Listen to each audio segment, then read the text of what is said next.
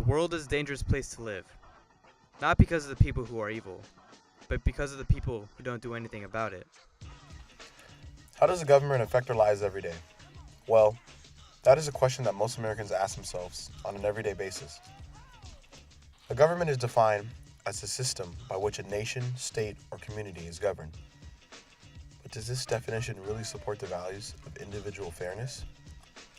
In our project, we challenge that definition of what a government really is.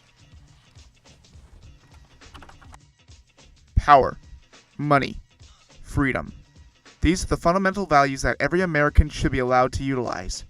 Power to grant us our rights to what we want based on our stature, such as being lower, rich, or middle class.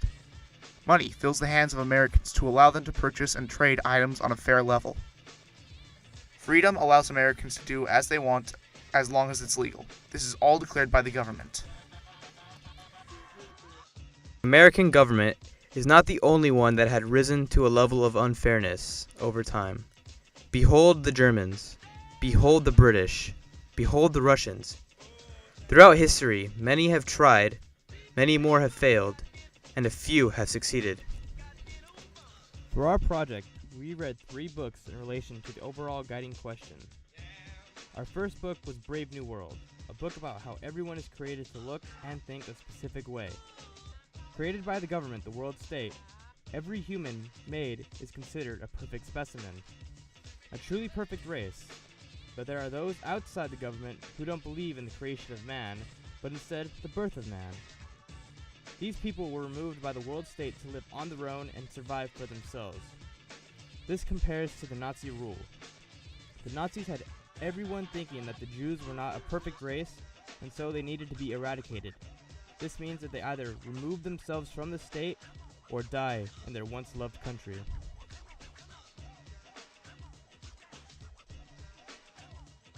Our second book was Catching Fire. The book can relate to how the British royalty forced their laws on the colonies of America, and how the rebels rose up and forced the British out of command and installed a new leadership. Catching Fire is about how Katniss and Peeta try to stop a rebellion, but instead make the flames grow brighter and cause turmoil throughout the regions of Panem. Our last book was Animal Farm, which is an astounding depiction of a communist government aiming to seize control of the general populace. In Animal Farm, the 2 sources of power are Napoleon and Snowball, 2 pigs who led the animals against their previous farm owner.